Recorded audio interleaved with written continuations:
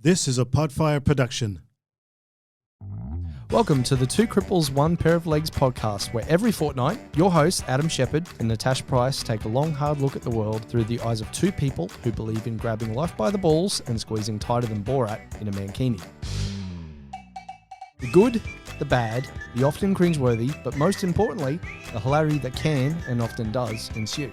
If you're looking for fluffy sunshine and rainbows, My Little Pony meets Care Bears type of purity, you've probably come to the wrong place. If you're after good conversation, warped humour, quick wit, a touch of sarcasm, two proud people with disabilities with the no holes barred, leave no stump unturned outlook on life, welcome home. Hello, Natasha. Hello, Adam. How are you? I'm very well, and yourself? Yeah, good. Can you believe that another week has gone? This is Our third podcast. third episode. And we've got a really, really special episode for you guys today. I know. I'm really excited for this one. I know, me too. So we've got a very, very special guest with us in the studio, Kayla Cuba. Hi, Kayla. Hi guys, how are you? Yeah, we're good. We'll get to you in just a second. I'll do a nice little intro and you'll feel all special. I hear that this is your first podcast, so yes. Yeah, you'll be right. Don't worry, we don't bite, or most of the time anyway. Well, yeah, I don't. No, well, yeah, I do. Lots. I think that's why people get scared of me. I'm like one of those little chihuahuas, but then my bark is worse than my bite, so don't worry. You'll be right. Yeah. So what have we been up to this week, Adam?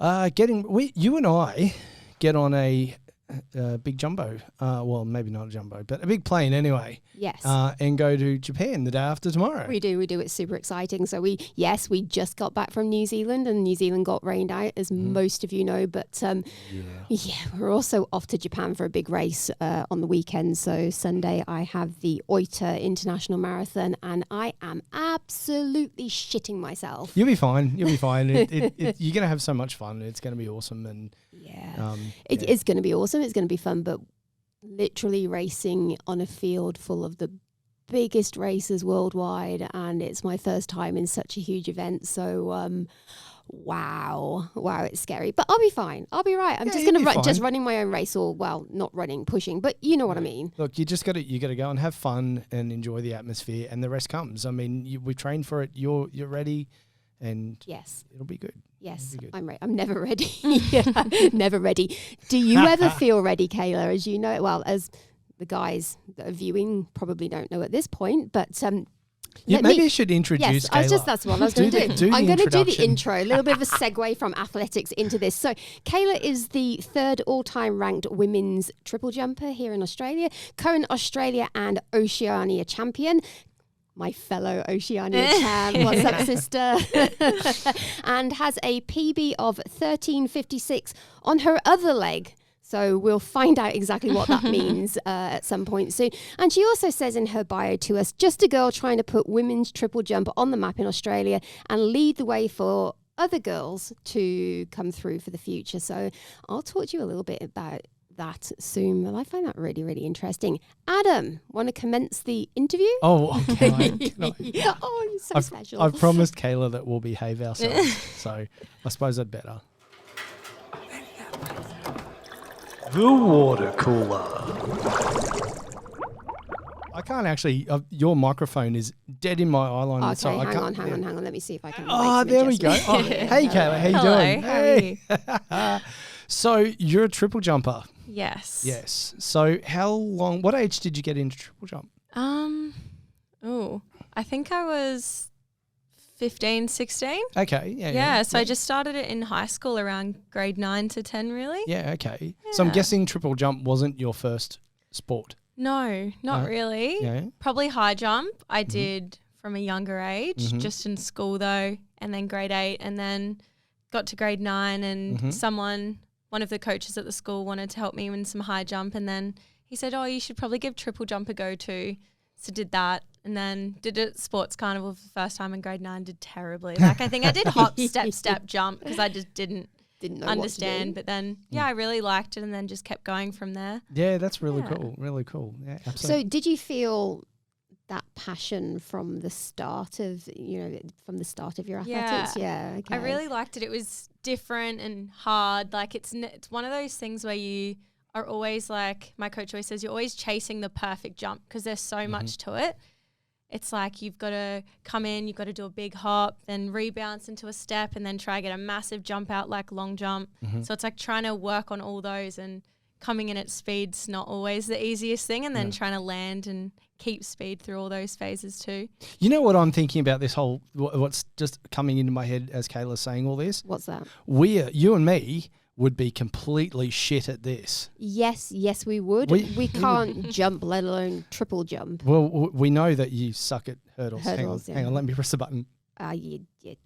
Don't make me pull out a hurdle. Yes, we would absolutely suck at it. I guess it's an incredibly technical sport, isn't it? It's not like you're just running somewhere where you put one leg in front of the other, and even if your technique's terrible, you can still do it. If you don't know what you're doing with triple jump, if someone says to you, right, do a triple jump, a lot of people go, yeah. They definitely try. Yep. And you can at a lower speed. It's when you increase the speed, I think that's where everything kind of gets really hard, because the faster you go, the faster your phases go. So your flight phases change, and it's like you have to be really strong and powerful. And then you've still got to have those elements of like trying to freeze and pause in the air to like get into power positions and things like that. And wanting to, I guess, hit the board at the right time as well. You know, you go over and then obviously you end up with a DQ on that round. Yeah, and you still kind of have to finish the jump. Yeah, no, that would suck. So talk us through a typical, I mean, obviously, you know, you're coming into competition, your training regime changes and you're tapering and all that sort of stuff. But take us through what I don't want to say standard, but a common week's training would be for you.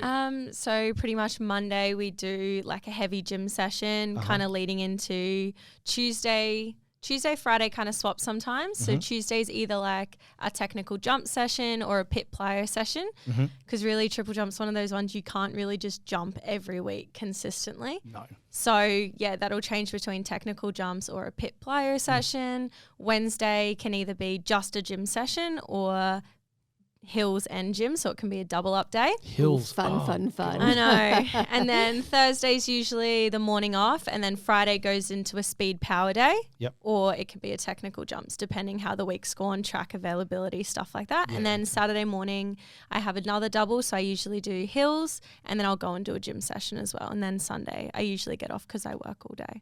Okay. All day on Sunday. So you don't actually get any... No, not particularly. So like day I have off training, I have work. So usually, and then the day I don't have work, I have training. So I kind guess of balances out. I can talk to this from experience. It's hard work being an elite athlete, but also having to hold down a job. And I guess like many people in the general public don't realize how many people that are in athletics have to still hold down full-time work as well, and maintain that level of training at the same time. It's exhausting. Yeah, definitely. It's a lot, and it's because you have to self-fund everything. Like it's not like you can just work 10 to 15 hours and be okay with it. Like athletics is expensive. It's like incredibly expensive. All my comps this year have cost almost $1,000, and I've only done 3. I went to Sydney Nationals around $1,000, Mackay for 2 days, $1,000, Townsville, I think I was there for 2 nights as well, $1,000, and it's like spikes on top of that, track access, uniforms, like it's a lot of money. So like people are like, oh, why do you work 6 days a week? And it's like, I kind of have to. I need the money to fund myself to be able to go. You want to do the sport you love, you got to be able to pay for it, because no one's helping you. Yeah, that's it. I Exactly. mean, we know that in disabled sport, you know, sponsorship is bloody hard to come by. It's so what do you do, like, for downtime? Do you ever get downtime? Like what's downtime for Kayla? Honestly, a lot of sitting at home. Anytime I get where I can just sit at home, relax. It's a lot of just going over training videos, talking to my coach on like what we can improve, what we need to work on. Lots of watching videos, like other people jumping, my own jumps, my training videos, stuff like that. Yeah. You watch what other people do as well, and we often do that. We'll get on YouTube or, you know, stalk somebody on Facebook and, sort of, and a lot of them are really good because they do put, sort of technique videos on and as we know, it's the 1% stuff that makes all the difference, isn't it? So 100%. Yeah. So typically on one of your training days or certainly on a training week, how many hours do you tend to spend training, would you say, over a week period? Well, each session can run between an hour and a half to 2 hours sometimes. Like yesterday, I think we started at 8, finished almost around 10:30 to 10. That's a big session. Yeah. Particularly when you're out in the sun, if you're out in the track or whatever. Yeah. Yes. So, quite a few. I'd say it's probably not as much as how much I work at my actual job, but it'd come pretty close. It's definitely probably over about 15, 20 hours of training, I think we all probably just need to buy shares in a sunscreen company or at least hats and stuff like that. Yeah, I think I ended up cooked after being out in the sun all day yesterday. Yeah, you'll need both. Yeah, it takes it out of you. It does.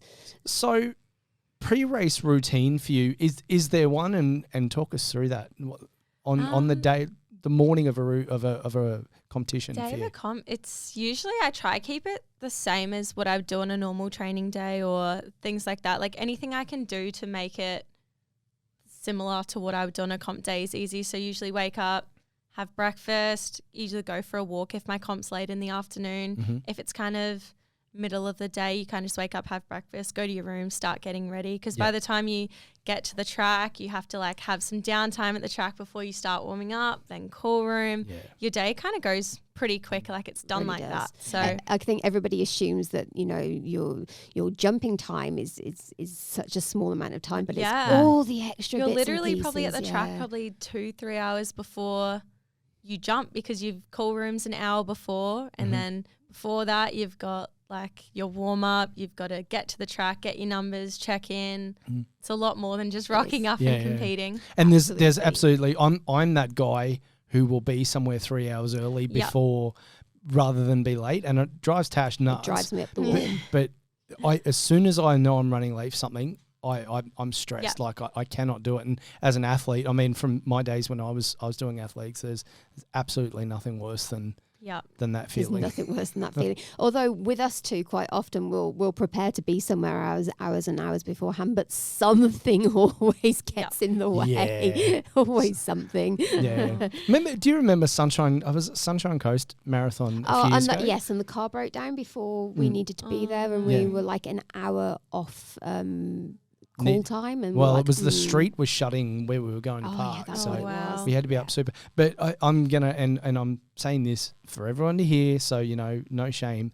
It was my fault because we have this little travel esky that plugs into my car, and we keep drinks and whatever we need in the back of that. And we got there from the trip to the Sunshine Coast and didn't think twice about it. Pulled everything else out of the car except the esky, and so the esky had been running in the car all night and ran the battery. By battery. So yes. And worst thing about that is the nearest RACQ officer was about an hour away. So that was fun. We dragged him out of bed apparently. Yes, we did. Look, great thing is we made the comp, so that's all that matters. Just a little bit stressful. So you hear of a lot of athletes have, for want of a better term, superstitions about or I don't know if superstition's the right word, but what they wear, and as part of they always wear a specific pair of spikes or shirts or whatever. Do you have any of that? I literally everyone hates this, but I always wear odd socks. Even at work, right now, I just always have odd socks on. And I've done it since I was in primary school. So it's just, that's my thing. I just don't wear matching socks. I love that. Me too. Me too. You can't wear socks. I used to be able to, yeah. I think I've actually told you the story. I actually, because when I had legs, I don't have legs anymore. When I used to have legs, I actually went to school one day with mismatched shoes on. Oh. I did. Good job. And my friend's like, why have you got 2 different shoes on? I'm like, oh shit, I didn't realise. That takes it to the next level. Yeah. Look, I'm all about, putting it out there. So, you like to be a little bit different in the things you do, don't you? Yeah, I do. Yeah. So, your favourite athletics moment thus far in your career? It's hard to say. Nationals and Oceanias was pretty up there because I feel like it was kind of my first thing of establishing myself and like kind of achieving some of the goals I want to achieve. But I'd say I still haven't really been overly happy with my performances yet. So even though it was a good win, it was still like, oh, I could have done better. You're an athlete. You will never ever be happy no matter what kind of performance you put on. Because I'm exactly the same. It doesn't matter what I've done, what I've performed like on the day. There's always that little thing you kind of say to yourself, oh, I should have done better. But that's not necessarily a bad thing, because having those thoughts allows kind of you what keeps to you going, knowing you motivated. haven't fully done your best yet. Exactly right. Yeah. Does your coach ever get in your ear and go, though, that was a really good comp, like you absolutely killed it, you should I think be really sometimes happy with he's a bit more positive than me. Like that sounds sometimes familiar. I get really down on myself and he's like, no, like you're doing well, like you can do better, but you're doing well. You've just got to do this. And he kind of like brings me back, because I get to like a point, even at training sometimes, like if I set like a marker in my head and I'm not hitting it, I'll just use that and just get so like down on myself. And he's like, well, you have to look at the whole thing. Like your positions are well today, you're bouncing well, you're fast, but you're just not hitting the distance. And that could be, you forgot we did heavy gym yesterday. And stuff like that. There's always a reason. And sometimes those things are just outside your control. We all just have bad days sometimes. And you can be doing technique right and doing everything you're supposed to be doing. Sometimes it just doesn't, and there's so many outside factors outside your control which can affect that. So it's, That's you'll often go, oh, my arms are really heavy today, or my tries are really sore. And that's probably because we did a heavy tricep session the day before. So it's keeping all those things in mind. In perspective, Yeah, absolutely. So, next question.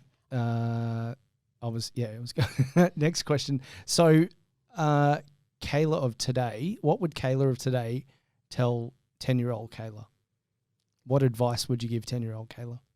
Maybe to start earlier. I feel like it kind of was like I look back at it now and I'm like, but I probably wouldn't have been the person I am now if I had have, like, I might not have gone to the same coaches. I might not have gone down the same path, but probably just to be a little bit more like positive on like all my stuff. 'Cause I've always been really hard on myself, like in any kind of sport, like I'm very competitive. So anything like that. And I feel like I was always that person, like I'd win states and I'd go to nationals and I'd be like, oh, I got 4th. But like to everyone else, they're like, wow, you got 4th. And I'm like, amazing. No, I didn't get a medal. Like I got 4th, like you're not understanding kind of thing. And I'd like get upset at myself. But I'd probably just realize like they're all just little wins on the path up that you're going to. Exactly right. Yeah. Awesome. And you have to celebrate every little win, because it's very, very easy as humans for us to beat up on ourselves and think that we haven't done well enough. But celebrating those little things is actually what keeps driving you forwards, and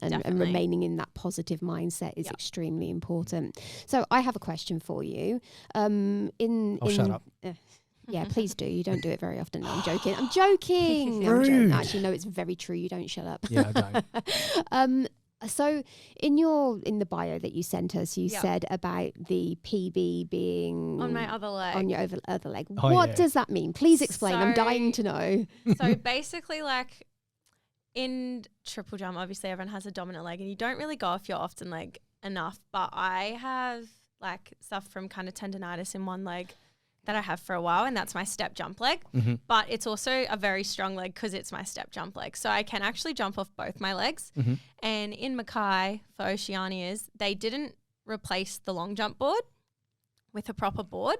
So that when I kept landing on it on my step jump leg, it would slide and it would kind of like make my knee lock when I jump. Oh, no. So if you like look at any of my videos, I just look like I'm an absolute tard because I'm just jumping and it just looks like I'm like moving everywhere, and it's because the board was moving backwards as I'd go to take off. And it just kept aggravating my knee. And my coach, I think I had 2 jumps left, and he's like, you know what, do you feel confident going off your other leg? Because I don't hop and step as far on that leg, so I would hopefully miss the board but be able to jump as far.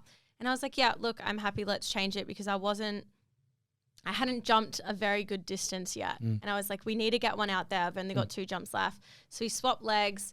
And then I came out on, then it was 13:56. So that was a PB. Awesome. And it was good. And then probably should have jumped. So we talk about this all the time. We probably should have swapped back to the other leg now that I gave it a rest. But then it was just too much on that knee. Like after 4 jumps of it just constantly hitting that board and it kind of like jarring. Yeah. And then I could get like, I think that was my probably only proper jump that day. Oh, wow. So that's why it was like a good comp, but it was still like I have so much more because like all the landmarks, everything we were hitting, it was good, ready to go, but it was just like, it just wasn't. Sometimes these things just aren't meant to be for me. For me, it was very, very similar with Oceania.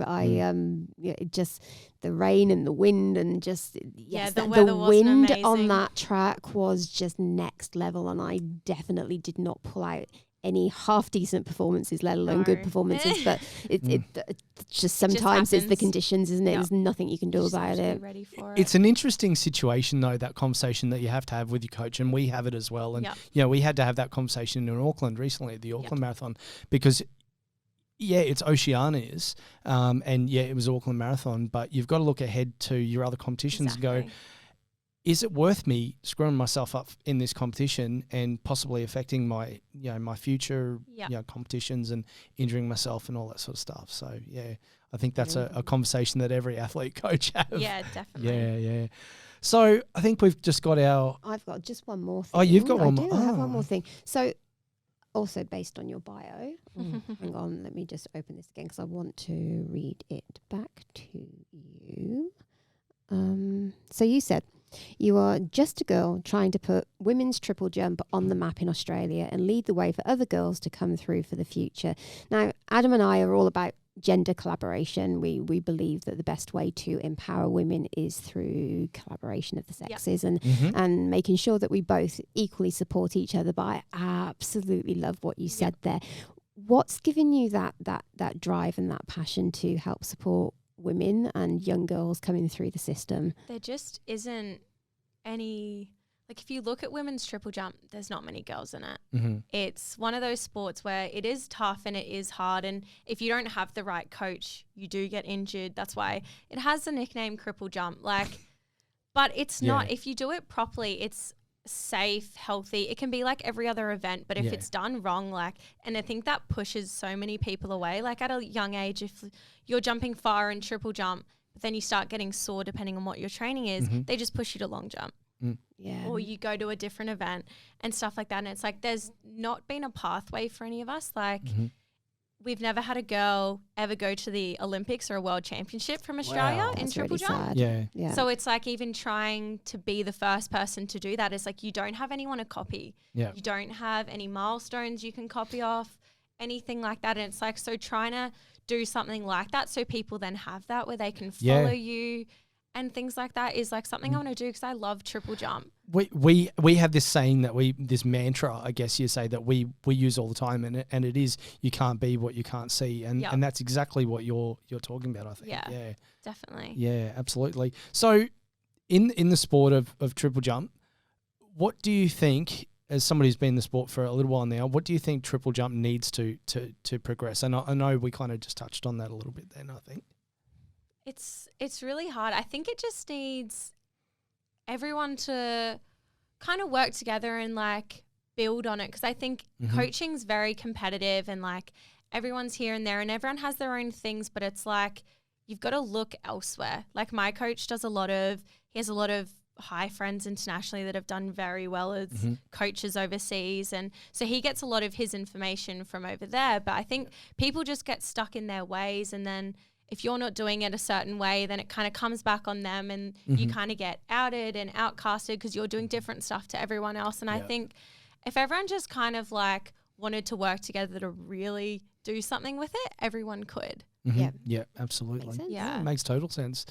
Okay, we're going to get into our last 6. We call them quick fire questions, and these are questions that we just ask all our guests, and a bit of fun, a bit of a laugh. So, and I love this one. This one gives people the creeps. But gives me the creeps. It makes me think that you're, some kind of crazed necrophiliac. But anyway, let's not go there. Go ahead. If you could spend 24 hours in the body of somebody else, dead or alive, who would it be? You know what? I'd probably pick Rojas. I'd love to just feel what it would be like to jump as far as she does and do what she does. Yeah. It's just insane watching her. It's phenomenal, isn't it? So I think it would be her. That just as a side note too. That photo that you sent me for the bio that we've done for you, you've got the biggest grin on your face I've ever seen in that. It's awesome. It's one of the better ones. You should see my national photos. Definitely not posting any of them. Hey, ever. don't worry. I've got some really, really interesting ones. I think there's one at me at nationals. My racing chair broke just as I was going to the start line. I couldn't work the compensator on it. And I was not just going to the start line. I was about 100 meters into the race, and all you see is this look on my face of me going, fuck. Yep. And I look angry and awful, and I am just pulling the worst scrunch up face. But it's funny, some of the photos they get. But 100%. I love that you had a big smile on that one. It means you know awesome. you were performing well. That's absolutely great. Yeah, that's great. That's great. So, what's one food you would never, under any circumstances, eat? Seafood. Seafood? Hate it. Oh, really? You're Disgusting. a woman after my own heart. It smells. It doesn't. Yeah. It doesn't even, like, when you bite into it, it doesn't even taste like it's cooked, or it's just the textures. It's just a no. I love it. Not doing No it? from me. I know most people will probably disagree with us, Yeah. but no, I'm so with you on that one. Well, seafood kind of kill you too, Yeah, so there's it does not make me well, but there's there we a bit go. of a problem there. Yeah. See, I'm outnumbered in the room today. Yes, you are. You're in the minority. I mean, the fact that you have no legs probably puts you in that minority too. Today we're actually 2 cripples and 2 pairs of legs. True. This is true. Yeah, this is very true. 2 cripples, 2 pairs of legs, and 1 triple jumper. Yes. Something like that. Yeah, Anyway. let's go. Yeah, okay. Moving on. What's at the top of your bucket list? Top of my bucket list, hopefully going to a world champs and an Olympics. That's probably a big goal, to try and be the first person to do that in Australia. That would be really cool. You're working towards the world champs for this year, do you think? Next year, do you think? Yeah, hopefully in Budapest, and then hopefully if it all goes to plan, it'll hopefully set up to be able to go to Paris as well. Yeah, awesome. That's Love really, really cool. Really cool. Yeah. So which celebrity could you see yourself being besties with? Controversial. I love Kim Kardashian. Oh, fair enough. No, cool. Yeah, I'd love to be her best friend. Yeah. Who wouldn't, to be fair? Oh, there you go. I mean, you definitely get spoiled, that's for sure. You could hit her up for sponsorship, that's for sure. That's true. Love all her stuff. I would happily take anything she has. I was kind of jealous that all the US team for the Olympics got sponsored by Skims, but we'll this is true. just have to work towards that. Yeah, absolutely. You'll get there one day. Yeah. Well, maybe not the US team. That wouldn't quite work. That wouldn't work, but please stay with Australia. maybe we can swap kits. Yeah. Let's go with that. Sounds good. So what's one thing you would do if fear wasn't a factor? Fear wasn't a factor. I don't know, I'm pretty scared of heights. I would probably... That's me. Yeah, I've always told myself I want to go skydiving, but, you know, Just I don't haven't think plucked I up the could bring courage. myself to do it. I Fair enough. have the perfect alternative for you, actually. Yes, you do. Yeah. So have you iFly Yes, indoor? I've seen that. I haven't been to do it yet, Oh, but all right. It's that great. could be on there. I will hook you up. It's fun. There is not enough money in the universe to get me to jump out of a perfectly good plane. That's fair. He is the biggest wimp when it comes to heights, but you know. You're talking to somebody else who's just said that. There's 2 big wimps here then. Oh, sorry. Okay, what's the best piece of advice you've ever been given? Big call. Best piece of advice I've been given. Probably my coach says this all the time, and it's really true. He's like, I don't know why you're scared you're not going to die doing it. That's And I was like, awesome. Yeah, I that's love that. fair. I don't know why I'm going into this comp scared. Like, yeah, I'm probably not going to die. So I probably should be less worried. This is true. That's a great piece of advice. I love that. Yeah, I mean, you do. You put yourself under a lot of pressure to, to perform well. to perform and, put everything together in the right way on the day, don't you? I mean, you're, and I was like that when, I used to compete as well. But in the end, the day's the day, and you do what you can, don't you? Yeah. So Absolutely. Well, there we go. Absolutely. I think that's all our questions. rock and roll. Kayla, thank you for coming in today. That's okay. Thank you for having me, That's guys. okay. Wish you We've all the very appreciated it. best, and Thank you. we will follow your journey, and Thanks. we might get you back in at some point for another interview in the future and see how things are definitely. progressing. And That would be cool. And, find out how your next big comp goes. What have you got coming up?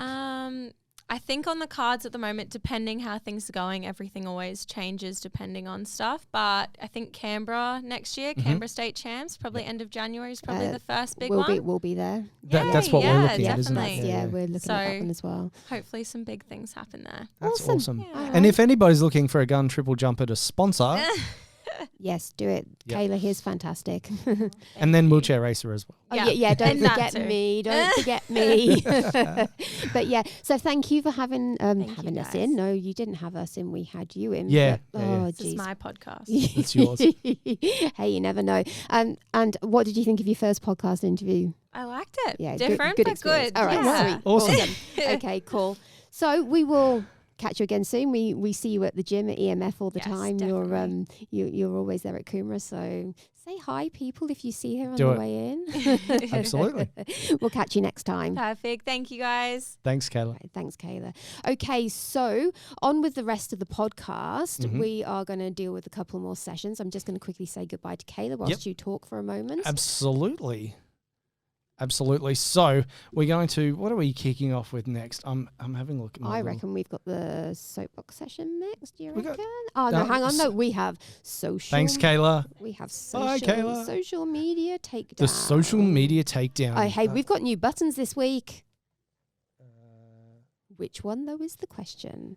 Can Adam see? Oh, no. That's No, come Like on. two cripples using a beach towel to sky. We're really well prepared and well oiled for Welcome this to one. the soapbox session. Okay, I reckon that these buttons are in order of what we're doing. So,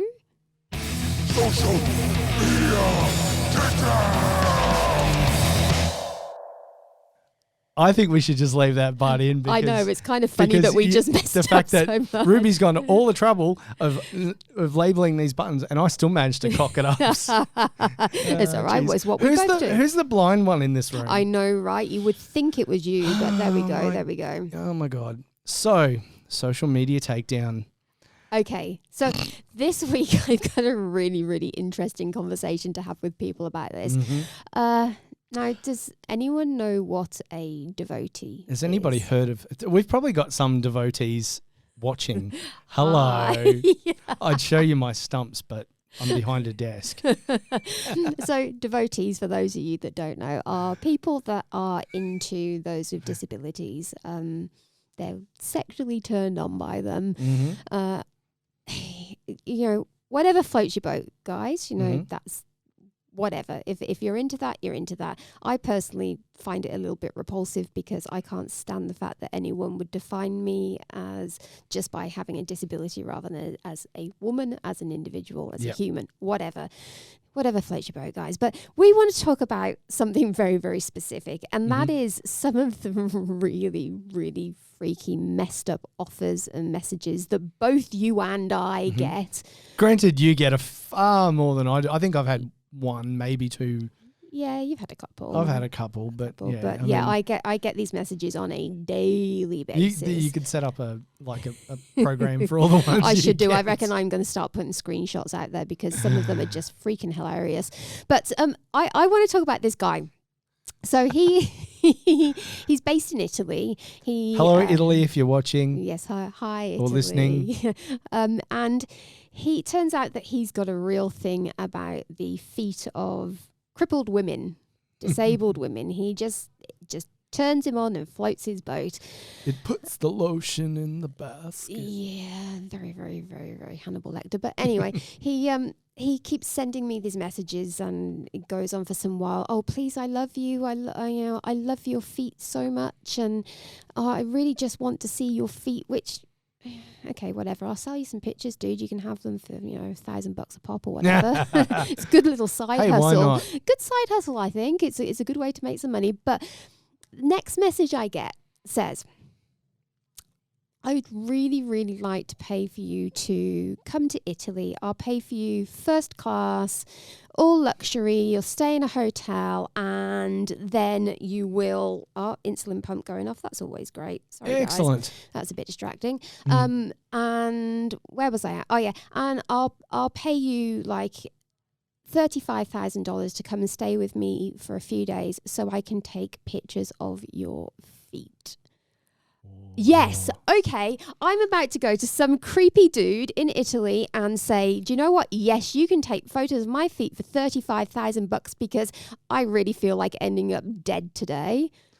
Well, I would have come, and you just tell him that we want first class seats, and I was gonna say, like, I'll lop my feet off. Well, actually, no. Maybe I'll we lop my should've feet off. They should have just sent him yours. We should have sent him I mine. know, right? We could have like sent it express post. he could, and we would have got the 35 grand and not had to do anything for the privilege. I know. I was getting rid of him anyway. Exactly right. It would have made no difference, and we would have made a load of money in the process. And I could have actually made. Yeah, we could have made some money. Hey, we don't even know where your feet are though these days. Yeah, ashes and dust, I believe. Yeah. But I think we would have some fun things to do with those ashes, I reckon. What were you talking about once, putting an urn for your feet? Yeah. Well, no, I actually have this. I have this water bottle that, for all the world, looks like a little urn. Like it does. Like it's this right shape, everything. And so I was actually going to get a little plaque on it saying Adam's feet, 1982 to 2022, because it just kind of appealed. Talking to about plaques, did you or did you not get an awesome gift when you had your legs chopped off? Oh, I did, and it freaks everyone the fuck out that comes anywhere near my house now, because it sits on our little bench inside the house, and and you got it for me, and it's a plaque that has a picture of my feet prior to them being lopped off. It's a little bit minging. And it's got what does it say? Adam's feet. Here, in memory of Adam's feet, June 1982 to whenever it was, August. Yeah, 2022. Yeah, August 2022. Thanks for the service. Yeah, thanks for the service. Thanks for the shit service, that is. Oh man, I got home from hospital and I actually put that on my TV cabinet, so you could you literally looked at it anytime you're sitting on the couch, and it got moved. It freaks my wife out. My poor Christy, I think it freaks her out a little bit. She moved it. She's like, I don't want to look at that all the time. I'm like, it's only my feet. But yeah, maybe it's that they're no longer in existence. This is true. Yeah. Hey, we're getting a little bit off track. We really are. Anyway, devotees, crazy bunch of people. Guys, please stop messaging me really weird shit, because there's a point where I do not find it funny anymore, and I just want to ram your words back down your throat. But angry person. I have a favorite one though. There was a guy that once you posted a photo that I'd actually taken of you on the start line in your racing chair. And for anybody who's actually ever seen a person in a racing wheelchair, generally their feet get tucked up behind them or they kneel on their legs. In Tasha's case, her legs get tucked up behind her. And it was a photo from the back, looking down the straight and the back of Tasha's racing chair, and you could see her feet down the bottom. And I did a post along with it to celebrate the fact that I just won the bronze medal at the 400 meters at nationals. Yeah. And this dude comments on the post, and he says, "Nice." The whole comment was nice souls. Yes. Nice souls. So just let that one sink in for a little bit. I'm like, I'm looking at him going, oh, nice soul. Oh, it's like, oh, that's really nice. No, souls of a feet. SOLES. Yeah. Souls. Oh, see, I should start a spelling bee. It was so, and I was like, you know what? I'm gonna have some fun with this dude, because that's what I like to do when I can think of something funny to say, or just giving people shit basically. And I replied to him, and I'm like, nice souls, ... question mark. And he's like, yeah, what about it? I'm like, just whatever floats your boat, dude. Creepy as fuck though, not gonna lie. The best time we've had though was not so long ago, when that interesting fella, we get a lot of interesting. Well, you get a lot of interesting fellas. No, this was an interesting fella. He was gay, and he was very much into you. Like, he wanted to have babies with you. I just wanted to tell him it wouldn't be possible. not because for any other reason than you're both men. I truly, and I loved his his forwardness and his honesty. Like, it didn't start off honest though, did it? Like, he was just acting like he was a friend, that he just wanted to be buddies. In about, it wasn't that far in the conversation. About He's 5 like, minutes in. yeah, and I this was my first devotee experience. So I'm naive to it, and you knew what was going on. I told you. You just wanted to play with the bugger. Oh no, hang on, not literally. No, not literally. I really didn't. He goes, I get this message. I go, do you know what a devotee is? And I'm like, yes. And he's like, well, I'm a devotee.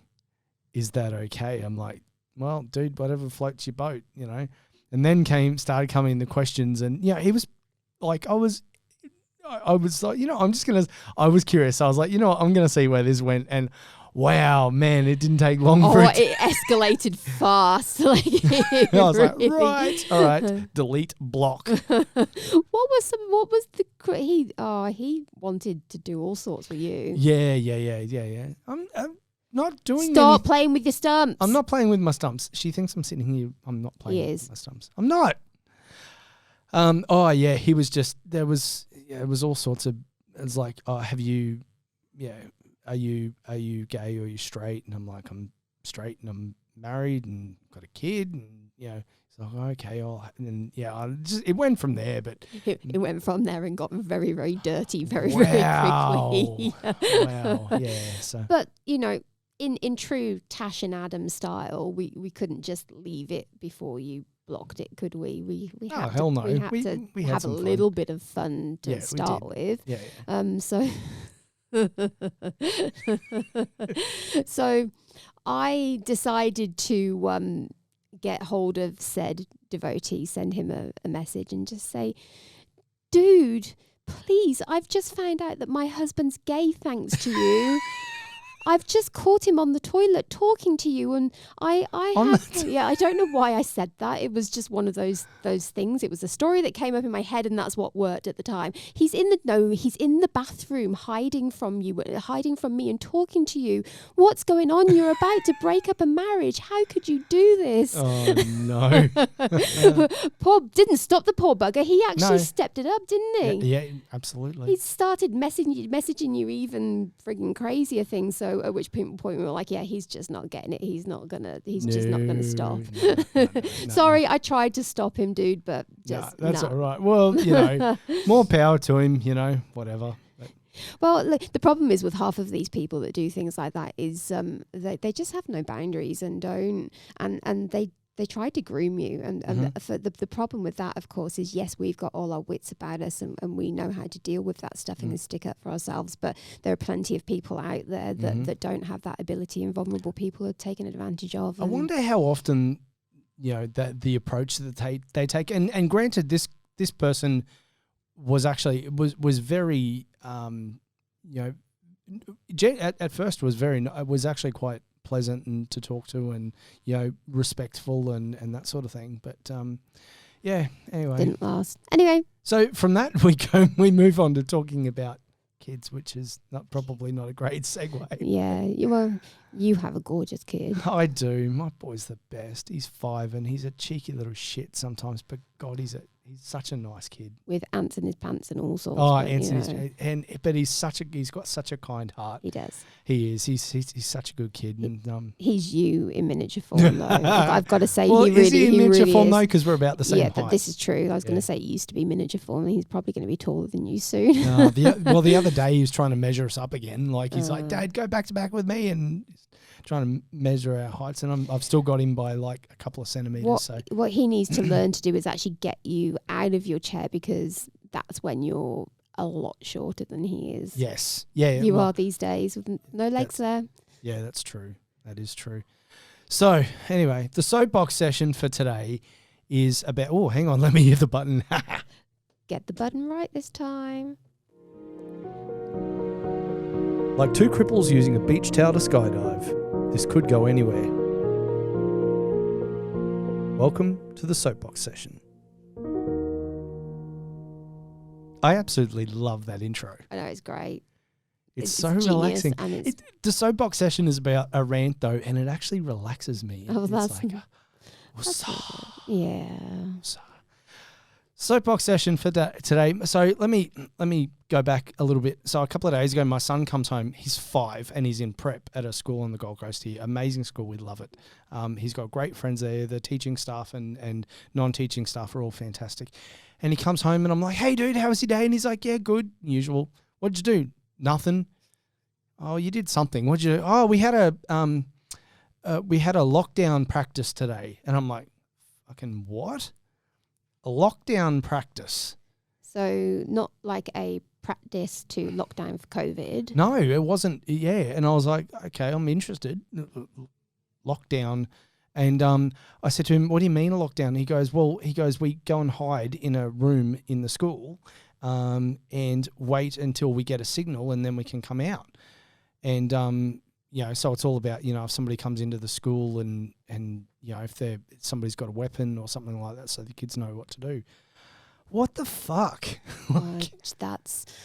Okay, what was your reaction to that? Because I got to say, if I heard that my 5-year-old was doing that, I would cry my eyes out. In fact, what happened when you told me that they'd done that? I was like, I'm a softie. Like, people who know me know that I am a softie, and it brought me to tears. I'm like, what kind of a fucked up, messed up world do we live in where a 5-year-old has to know about a lockdown and to what know lockdown's for? Know that there's bad people in this world that come into schools and shoot children. What the fuck is wrong with this world? Or intend to do harm. Yeah, maybe not even just, but intend to do harm or take kids or. That's fucked. Like, society is fucked. That's true. So I had a question and it's gone. Oh, okay. Yeah, Doing good job, me. That's right. And so, apparently they practice this lockdown for, and, they talk to the kids about it being for, if there's a storm or if there's an animal on the loose or something like that. But, and I was it horrifies me that a 5-year-old, and, I get we're in 2022 and shit happens and, And you've got to be prepared. You have to be prepared. Look, it's like I said this the other day, I'm both grateful that he is being taught what to do, but I'm also fucking horrified. Yeah, absolutely. Like, I'm so you posted about this on socials the other day, and a lot of people are like, yeah, every school does it. But that's kind of not the point. That wasn't the point I was trying to make. The point I was trying to make is that I was actually horrified that it has to exist at all. Yeah, horrified because of the state of society that this day and age that we have to show children these things. That I guess the one thing that bothered me more than anything is how blasé the kids are about it. They know they're faced with this possibility of a bad guy being there, as Fletcher said to me, and it seems like nothing now. And I think that's probably the product of it. Just, I guess, kids being faced with so much death these days. It's not something that seems scary to them anymore. If somebody told me as a child that, as a young child, that I could be faced by someone hurting me or doing something bad, that would have petrified me. That would have absolutely terrified me. But these days, the kids are so desensitized to death and pain and horror and just some of the really terrible things in this world that they don't seem fazed by it. And that in itself is both a good and a bad thing, because you don't want them to be scared. No, but exactly. It's horrific that has to even be the case. It does. I mean, and then, I grew up and went to school here in the merry old land of Oz. I know you did a lot of your schooling in the US. I did. So both the UK and the US. Yeah. So you experienced lockdown practices and lockdowns for those very reasons. Yeah.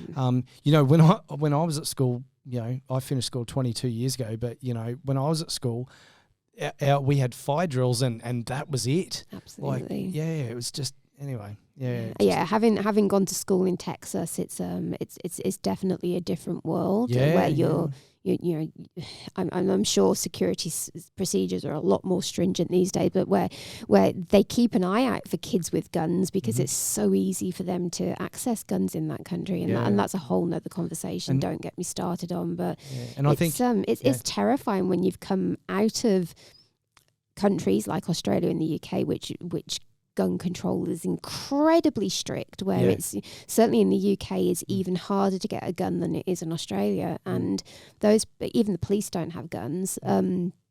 It's a very, very scary prospect that kids that are faced with these things, and I'm sure even schools in the UK do these kind of lockdown practices now, because it's something that has to be dealt with because it happens so often, and that's just it's terrifying and sad. Yeah, and you know, I just think like you were saying, you know, we're very lucky that you know, unfortunately here in Australia it took a tragedy for things to really change and be moved in the right direction, with, you know, what happened down in Port Arthur and before gun control and gun legislation was changed. But, you know, for anyone based overseas that doesn't know about the Port Arthur massacre, look it up. It's a tragic story, but Port Arthur itself, if you ever get a chance to visit, is just incredible. It is, what a facility, what a place. Yeah, absolutely. And you know, they've marked that terrible occasion with a beautiful garden, and we were there just a few really weeks nice ago. memorial when we were there for Hobart Marathon. Yeah, just absolutely. recently. Yeah, but look, in saying that, if you are listening and you're a teacher teaching staff in the education sector, incredibly grateful for everything you guys do to keep our children safe and well. And this isn't me having a rant at you guys, it's just me having a rant at society in general, at the situation that is just average. Yeah. For you know, I could go on a rant again, but you know, I've been there and I've done that. But yeah, it's just just horrifies me that we're it's at shit. It's just shit. There's no other way of putting it. And that's the thing, you know, with social media being what it is these days, and not being something that we've you know, we had so much of when we were at school. You know, I think it brings a lot of those things closer to home too. You know, those things that happen overseas, and you know, probably in some ways makes it more likely that something like that could possibly happen here as well. So. Yeah, true that. Yeah. I mean, okay, so talking about morons that do terrible, terrible things to children, let's move on to the moron of the day segment. Can I hit the button? You can do it.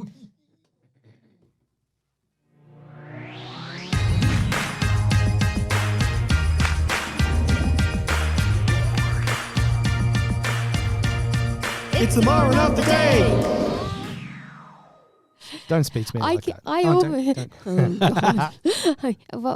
Anyway, I always forget that there's people watching us on the live I'm trying to look at you occasionally. I know, but then I'm sat here dancing along, and then I'm like, oh my god, you look like the moron, Tash. But you used to be a dancer, so yeah, I know, but.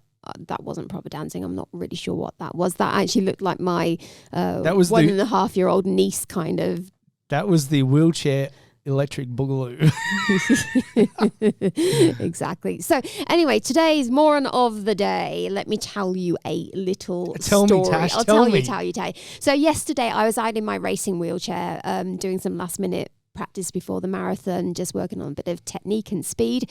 And there's this lovely beach pathway that runs along an area here on the Gold Coast called the Spit. It's beautiful down there. There's a lovely wide open flat path, and it is a great area to practice distance and speed on because it's so flat and so straight. And I'm pushing down and I'm trying to get up some speed. So, you know, I'm probably doing about 22 Ks an hour at this point, trying not to push too hard, obviously, because I'm protecting my shoulders before the marathon in Japan, and head down. And I have not seen that some idiots thought that it would be a wonderful, fantastic idea to leave between two bollards on the footpath before there's a road crossing, before the ramp going down onto the road, right in the middle, 2 lime scooters. Now, but Tash, you're supposed to be able to put them where people can find them and see them and get to them. Yeah. So for people who don't understand, lime scooters, they're these like the public access electric scooters that you find around in a lot of big cities that you just pay for, and then when it's like you tap a card. Yeah, you tap a card on it, and when it runs out of money, it gets left in that place. And some cities have pickup areas especially for them. Some cities, they just get thrown on the floor, or thrown wherever and left for the next person to collect it and use it. Now, that's all well and good, but if you are going to leave these scooters somewhere, why leave them in the middle of the pathway between two bollards so you're blocking the entire pathway, but B, also in the middle of a ramp so that you're preventing somebody from getting, especially if they're a wheelchair user, from getting up the ramp and into the... I know why people do it. Because they're lazy motherfuckers? Because some people, and this is not me saying this is some people, get it, are dickheads. Oh, yeah, exactly right. They're lazy motherfuckers. Well, okay, let's go with that. Yeah, okay. I'm being very Samuel L. Jackson today. I'm channeling him. He doesn't have a Pommy accent, No, though. this is true. I don't do it very well. But, like, seriously, guys, don't be so lazy that you can't at least put them to the side of a pavement or on the grass or something, because not only are you preventing walking able-bodied people from getting past, you're preventing parents with prams, but more than anything, you're causing problems for wheelchair users, and there are any kind of mobility device user. Yeah. There are many of us around, and in a wheelchair you can't lift those scooters up and move them out of the way. They're heavy and it's freaking impossible. Well, and not even for people like us, try and speak, people like us with a relatively decent amount of strength and fitness, a if lot it's of time, hard for us, then an older person who's on a Exactly. mobility scooter or whatever's it's gonna be impossible. Exactly right. Yeah. So, guys, think about where you're putting these things. It's not hard. It's not difficult. I mean, it's just courtesy. It's basic courtesy to not leave things in the middle of the pavement. I mean, why would you do that in the first place? Regardless, I mean, why would you just leave things in the middle of a pavement like that? Yeah. Sidewalk, footpath, whatever you want to call it. Yeah. There's a lot of young intentional crap there too that But I don't think it's that. It's just laziness. Like, you see Yeah. people doing it constantly. That all the time, these scooters just get left strewn all over the place. The number of times we've been on hills and just in places that you cannot in any way maneuver around them, and they've just been left in the way, and our entire method of getting somewhere has been blocked because of these damn scooters. It's crazy. Yeah, absolutely. Don't do it, people. Don't do it. Tasha said, don't do it. I have. And if you do, you're going to end up being spoken about on a podcast. Yes. That's becoming our thing now. Yeah, it kind don't of do is. it or you're going to end up being spoken about on a podcast. It's kind of true. Yeah, it's true. We've done that though. Yeah, this is true. This is what we do. Okie dokie. Now for a lighter note. Yeah, we needed a little bit of lightness after this.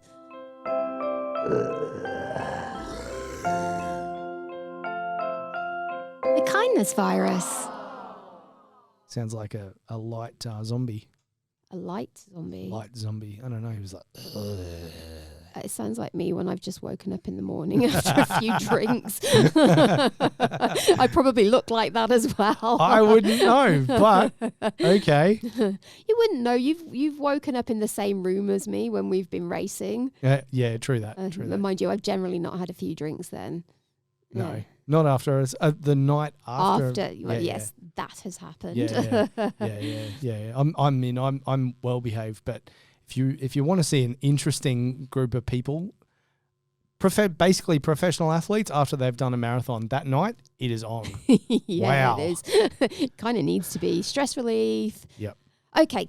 Kindness virus. Kindness I'm virus. going to tell you a story. I'm can all you? with the stories today, aren't I? I'm loving this. I just get to sit here and listen. I It's know. great. Oh, God. And occasionally nod and go, really? Oh, okay. Yeah. Okay, so I'm going to tell you a little bit of a story. So, an off-duty police officer that I know, or well, she's a police officer, but she was off duty at the time. She went to Woolworths to do some shopping. Woolworths is our local grocery store. For those of you that don't know Australian grocery stores, So is it? And for our southern friends, it's Safeway, I think. oh, in Was New Zealand. So, yeah. Countdown. Countdown New Zealand and Safeway's America, isn't it? There's also also there's a Safeway. Victoria. Ah. They do Safeway in Victoria. I don't know if Okay. that's Coles or Woolies though. Anyway, I don't know. digress. Anyway. It's what I do best. Yeah, it is. Mm-hmm. Completely lost where I was because that's what Woolies. happened. Oh yeah, Woolies, and she's just done some shopping. She's coming out with her shopping trolley and looked over to the side, and she's seen this elderly woman, probably.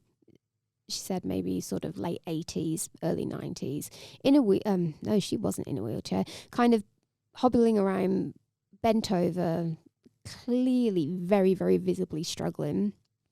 And in the one hand, she is pushing her elderly husband in a wheelchair who was doing a lot worse than she was.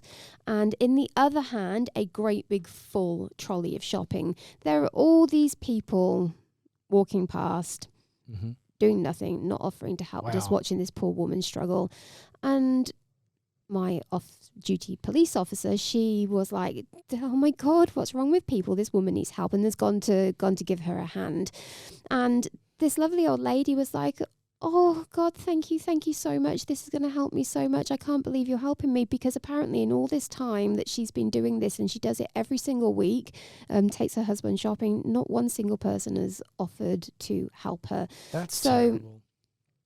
So she was taken down to the car, helped the elderly husband to get into the car, and had her shopping emptied by this police officer person. And I just want to say, like, police get such a bad rap. They do.